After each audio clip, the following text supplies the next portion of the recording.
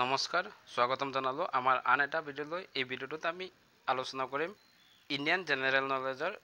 20 most important question আৰু এই পাৰ্টটো হ'ব পাৰ্ট 8 ৰ ভিডিঅ'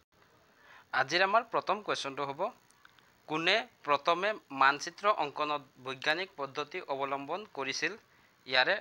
চাৰিটা অপচন আছে অপচনখিনিৰ ভিতৰত ৰাইট আনসাৰটো হৈ যাব option number A William Lambton William লেম্পটনে পোন প্ৰথমবাৰৰ বাবে মানচিত্ৰ অংকনক বৈজ্ঞানিক পদ্ধতি অৱলম্বন কৰিছিল ইয়াৰ পিছত 2 নম্বৰ কোৱেশ্চনটো হ'ব ভাৰতত বৰ্তমান পাইপলাইন পৰিবহণ কিমানটা আছে ইয়াৰে চাৰিটা অপচন আছে চাৰিটা অপচনৰ ভিতৰত ৰাইট আনসাৰটো হৈ যাব অপচন নম্বৰ সি তিনিটা ভাৰতত বৰ্তমান তিনিটা পাইপলাইন পৰিবহণ সেৱা আছে ইয়াৰ পিছত 3 নম্বৰ কোৱেশ্চনটো হ'ব ভাৰতত বৰ্তমান কিমানটা প্ৰধান সাগৰীয় বন্দৰ আছে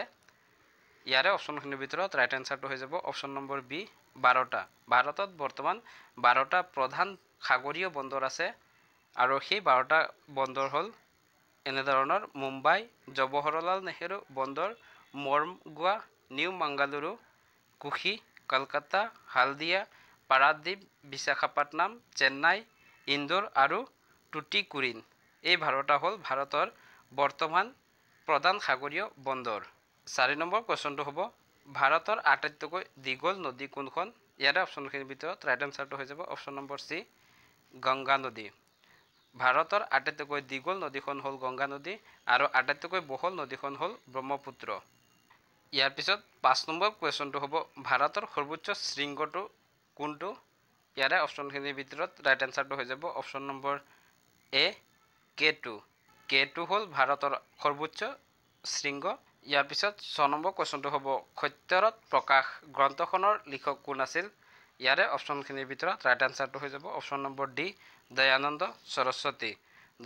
সৰস্বতী আছিল সত্যৰত প্ৰকাশ নামৰ গ্ৰন্থখনৰ লিখক ইয়াৰ পিছত 7 নম্বৰ কোৱেশ্চনটো হ'ব ভাৰতৰ আটাইতকৈ পুৰণি পৰ্বতমালা কোনটো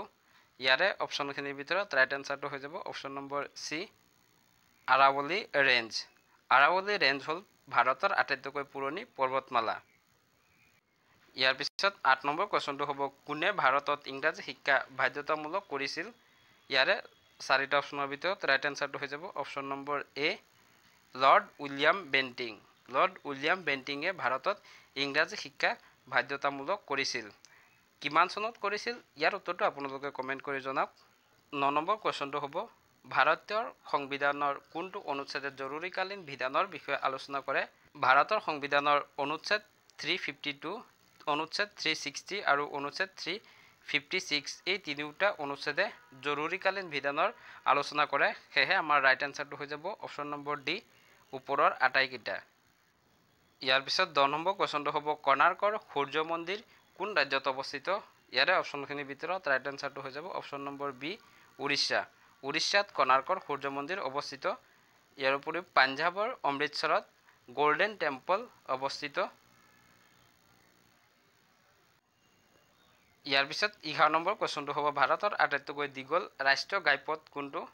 ইয়াৰে অপচনখিনিৰ ভিতৰত ৰাইট আনসাৰটো হৈ যাব অপচন নম্বৰ এ 7 নং ৰাষ্ট্ৰীয় ঘাইপথ ভাৰতৰ 7 নং ৰাষ্ট্ৰীয় ঘাইপথটো হ'ল আটাইতকৈ দীঘল ৰাষ্ট্ৰীয় ঘাইপথ এই ৰাষ্ট্ৰীয় ঘাইপথছোৱা বাৰাণসীৰ পৰা কন্যাকুমাৰীলৈকে বিস্তৃত ইয়াৰ পিছত 12 নম্বৰ কোৱেশ্চনটো হ'ব ভাৰতৰ প্ৰথম বায়ু ডাক সেৱা কিমান চনত আৰম্ভ হৈছিল ইয়াৰে অপচনখিনিৰ ভিতৰত ৰাইট আনসাৰটো হৈ যাব অপচন নম্বৰ ডি 1911 চনত 1911 চনত ভাৰতৰ প্ৰথম বায়ু ডাক সেৱা আৰম্ভ হৈছিল আৰু এই বায়ু ডাক সেৱা এলাহাবাদৰ পৰা নাইনীলৈ চলিছিল আৰু ইয়াৰ দৈৰ্ঘ্য আছিল মুঠ 10 কিলোমিটাৰ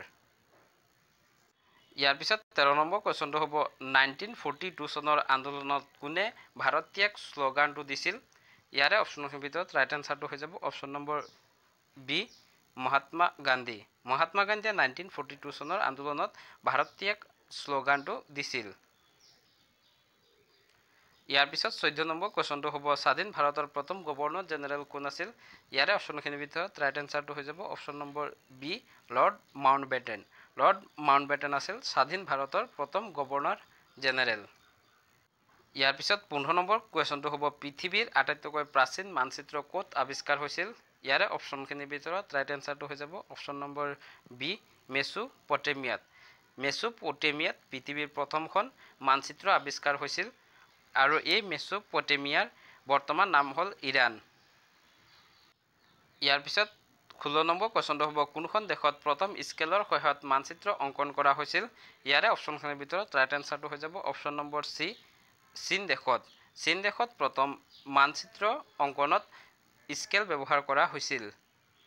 ইয়াৰ পিছত 17 নম্বৰ কুৱেশ্যনটো হ'ব GPS-ৰ সম্পূৰ্ণ ৰূপটো কি?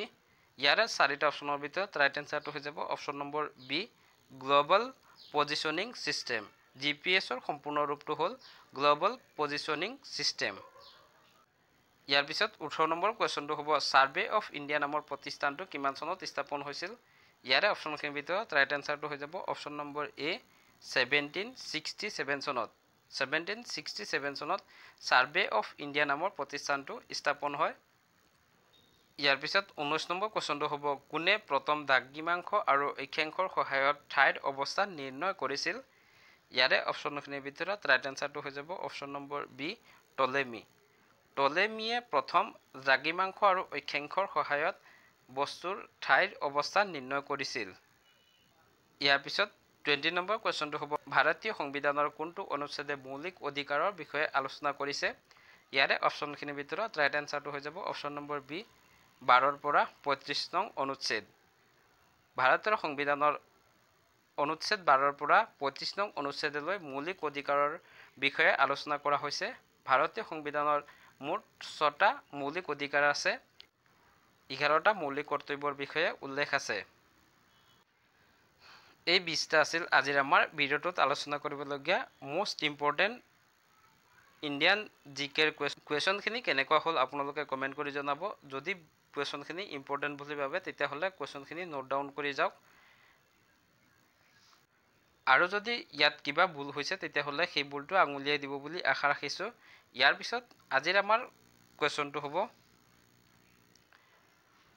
বাৰ্ড মেন অফ ইণ্ডিয়া বুলি কাক জনা যায়? ইয়াৰে 4টা অপশ্যন দিয়া আছে। অপশ্যন এত আছে আব্দুল কালাম, অপশ্যন বিত Salim Ali, option C Amjad Ali Khan, option D ওপৰৰ এটাও নহয়। ইয়াৰে 4টা অপশ্যনৰ ভিতৰত আপোনালোকে ৰাইট এনচাৰটো কমেণ্ট কৰি জনাওক। যদি ভিডিঅ'টো ভাল পাইছে তেতিয়াহ'লে লাইক কৰিব, শ্বেয়াৰ কৰিব, কমেণ্ট কৰিব, আৰু চেনেলটো যদি এতিয়ালৈকে ছাবস্ক্ৰাইব কৰা নাই তেন্তে প্লিজ চেনেলটো ছাবস্ক্ৰাইব কৰিব। ভিডিঅ'টো শেষলৈ চোৱাৰ বাবে ধন্যবাদ। জয় আই অসম।